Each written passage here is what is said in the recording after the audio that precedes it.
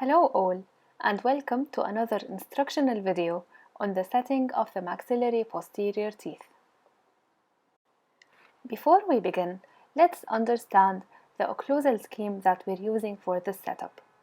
We are using complete balance, which is defined in the glossary of prosthodontic terms as the simultaneous contact of the maxillary and the mandibular teeth on the right and the left in posterior and anterior occlusal areas in centric and in eccentric positions, developed to lessen or limit the tipping or rotating of the denture bases in relation to the supporting structures.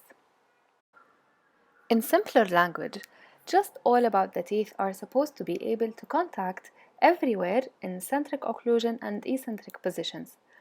In order to achieve this elusive ideal, dentures must be fabricated with a compensating curve. A compensating curve is the alignment of occluding surfaces and incisal edges along definite anteroposterior and lateral curvatures for purpose of developing complete balance in dentures. The lateral component of the compensating curve is called the curve of Wilson, and the anteroposterior component is the curve of Spee. One major reason a compensating curve is necessary is the presence of Christensen's phenomenon. In this phenomenon, the condyles leave the glenoid fossa and move down the eminence until the incisors are edge to edge. If the compensating curve in the denture is shallow or absent, the descent of the condyles down the articular eminence shows up as a gap between the teeth posterior to the contacting incisors. The space is smallest anteriorly and becomes progressively greater posteriorly.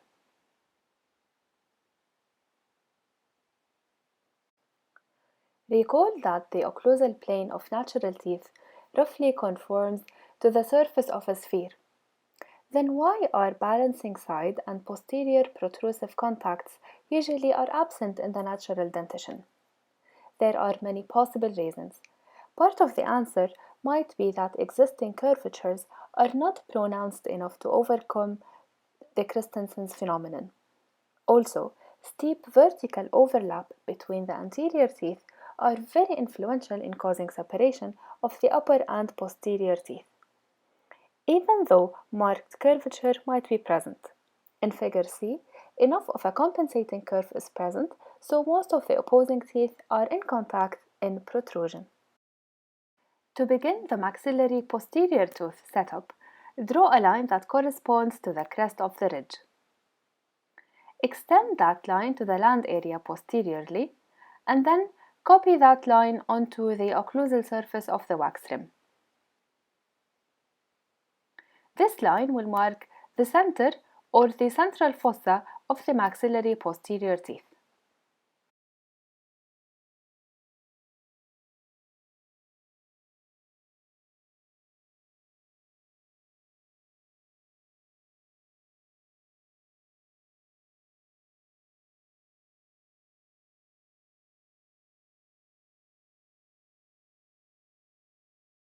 Maxillary first and second premolars. Place the maxillary first premolar with its long axis at right angles to the occlusal plane. Place the buccal and lingual cusps on the plane. Position the maxillary second premolar in a similar manner.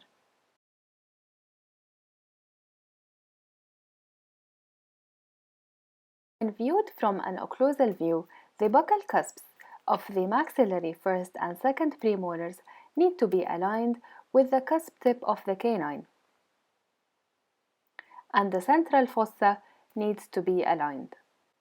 Using the heated end of a Lacron carver, cut a small block of wax that corresponds to the mesodistal width of the prosthetic tooth. Heat the carver and soften the wax around the margins. Position the first premolar as we described so that the long axis of the tooth is perpendicular to the occlusal plane. Seat the maxillary occlusion rim back on the articulator and replace the lower cast with the mounting jig. Make sure that the incisal pin is still at 0 and that it is touching the incisal table. Make sure that the buccal cusp of the maxillary first premolar is touching the occlusal plane.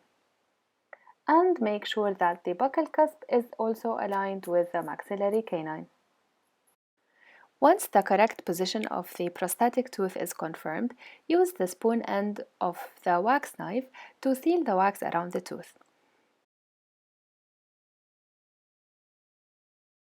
Onto setting the maxillary second premolar.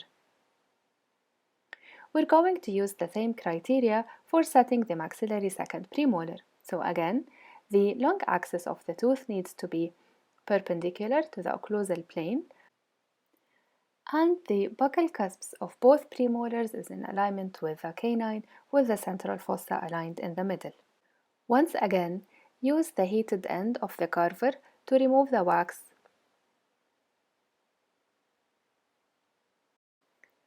and then position the second premolar according to the aforementioned criteria. Note how the technician is correcting the alignment of the tooth. She is keeping it in place and only softening the wax around the distal end of the tooth and then pushing it slightly mesially to achieve the correct alignment. Confirm that the maxillary, buccal and palatal cusps touch the occlusal plane.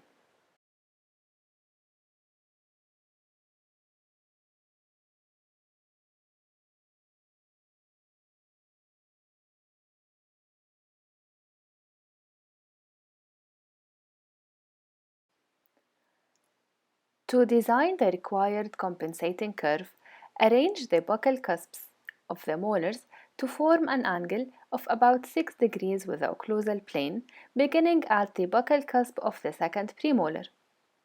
Notice the small angle that you can see from the frontal view. And then place the mesiolingual cusp of the first molar on the flat plane. Starting with this cusp, the mesiolingual in this case, the remaining lingual cusps should form an angle of 6 degrees with the plane and be more or less parallel with the line of the buccal cusps. The mesiolingual cusp touches the plane. The mesiobuccal cusp is raised 0.5 of a millimeter out of contact. The distolingual cusp is raised 0.5 and the distobuccal cusp is 1 millimeter off the plane. When viewing from the occlusal view, the mesiobuccal cusp of the first molar is in alignment with the buccal cusps of the premolars, and the distobuccal cusp of the first molar forms a second plane of alignment with the buccal cusps of the second molar. One more time, begin by removing a block of the wax by using the heated end of the Lacron carver.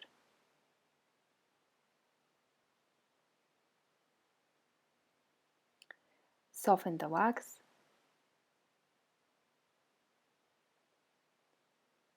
and then position the tooth in place.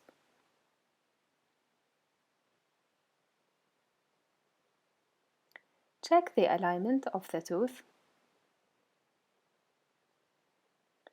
and then adjust the alignment of the mesiolingual cusp as explained.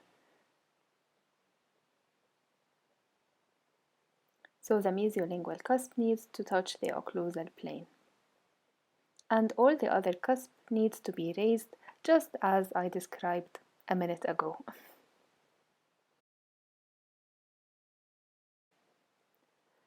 Check the correct alignment of the buccal cusps and the central fossa from the occlusal plane.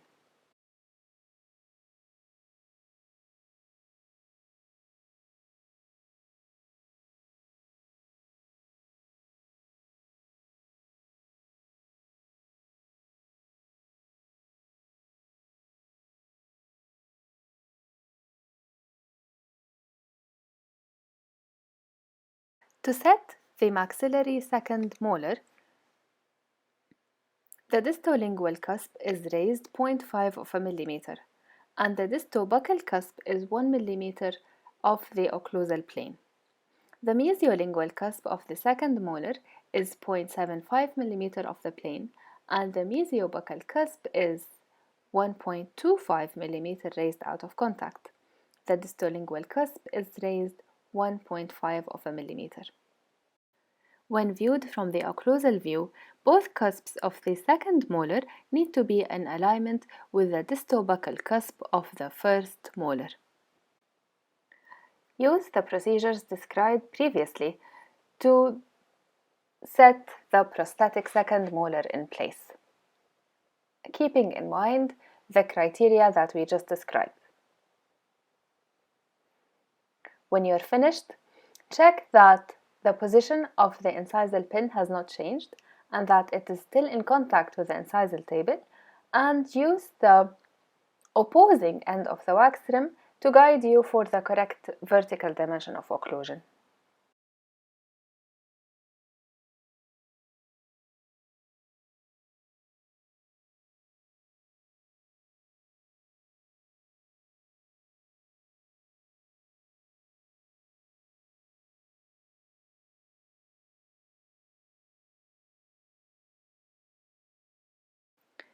This is the completed setup.